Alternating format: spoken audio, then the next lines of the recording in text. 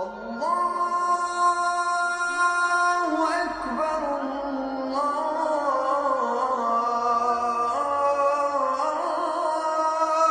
أكبر. Bismillah ar-Rahman ar-Rahim. Assalamu alaikum wa rahmatullahi wa barakatuh. La paix soit sur vous. Nous parlons d'Abraham, de la figure d'Abraham, centrale dans le Coran. Et puis, ce que nous lisons dans le Coran, c'est la réalité d'un rite essentiel du pèlerinage. Celui qui est ce chemin que l'on fait entre Safa et Marwa, qu'on trouve dans le Coran, Inna Safa wal Marwa min sha'airillah. C'est-à-dire que Safa wal Marwa sont parmi les rites du pèlerinage.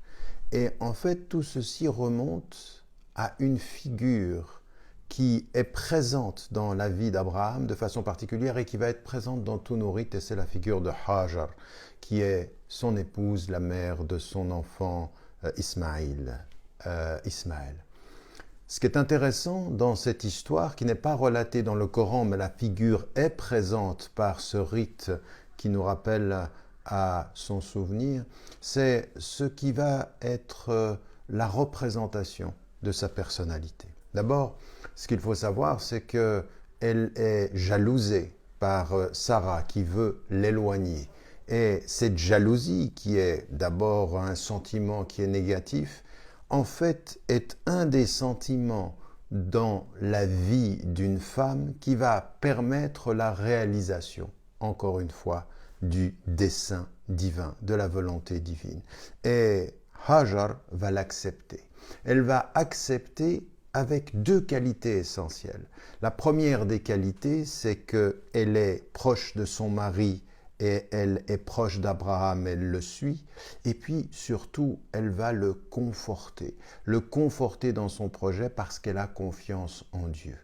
Et donc, deux choses qui apparaissent dans ce qui va déterminer une femme spirituellement extrêmement forte et profonde, c'est de faire face à un sentiment humain en ayant confiance en l'amour et confiance dans ce que le Créateur lui promet dans cette expérience. Et c'est comme ceci qu'ils vont finalement quitter leur lieu de vie pour se rendre à la Mecque où il va la laisser, il va devoir la laisser, et il va la laisser dans un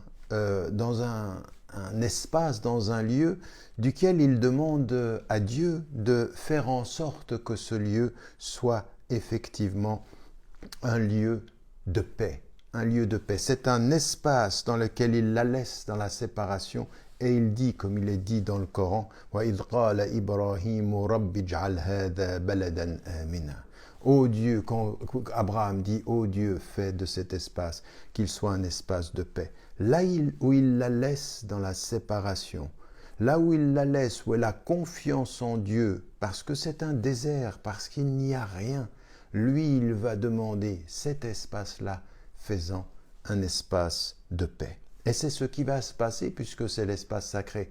Mais ce à quoi nous devons nous retenir, ce que nous devons retenir de cette histoire, ce à quoi nous devons revenir dans cette histoire, c'est l'attitude de Hajar elle-même. Elle est délaissée, elle est séparée, et dans sa confiance en Dieu qui est totale, qui a d'accepter cette expérience, tout à coup, dans un moment de solitude et de doute et de peur, surtout de peur, elle a peur. Donc regardez comment la confiance en Dieu dans le projet divin ne prévient pas, n'empêche pas une femme de foi d'avoir peur. Elle a peur, elle a peur pour qui? Pas pour elle, elle a peur pour son enfant. Et elle va aller entre Safa et le Marwa chercher de l'eau. Elle va chercher de l'eau. Donc la confiance en Dieu ne lui a pas enlevé les caractéristiques humaines qui est de « mais je dois trouver, je dois chercher ». Ce qui devrait être en fait des qualités essentielles pour nous tous. Avoir confiance en Dieu sans oublier de faire ce qu'on a à faire pour trouver ce qui va nous permettre de vivre et de survivre. Et avec son pied, son fils fera le geste qui fera jaillir cette eau. Et de cette expérience-là d'une femme qui donne tout son cœur à Dieu et pour l'amour de son enfant a peur et cherche l'eau et donc elle est en quête de sa survie et elle a confiance en celui qui donne la vie. Ces deux caractéristiques qui doivent être notre psychologie quotidienne, eh bien, qu'est-ce qu'il va en sortir?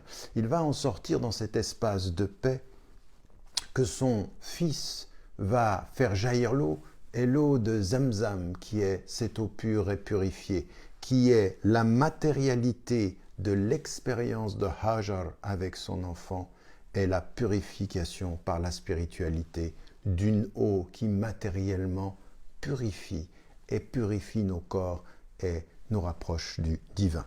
Et ce qu'il faut retenir finalement de cette femme, de cette figure féminine qui en fait au départ était une esclave et qui devient une figure de la spiritualité, l'expression d'une psychologie à la fois forte avec Dieu, vulnérable dans un désert sans eau, eh bien c'est effectivement la force de la foi, l'énergie de la femme, la confiance de la femme et puis le souci de la mère. C'est ceci qu'il faut retenir et pour nous tous, femmes comme hommes, en tirer les enseignements qu'une confiance profonde ne peut pas faire en sorte que nous ne cherchions pas sur la terre, mais que chercher sa vie, sa survie sur la terre ne se trouvera de force et de réalisation qu'en nous en remettant à Dieu dans sa confiance. N'oubliez pas, n'oubliez jamais de dire à ceux que vous aimez, que vous les aimez. La vie est fragile.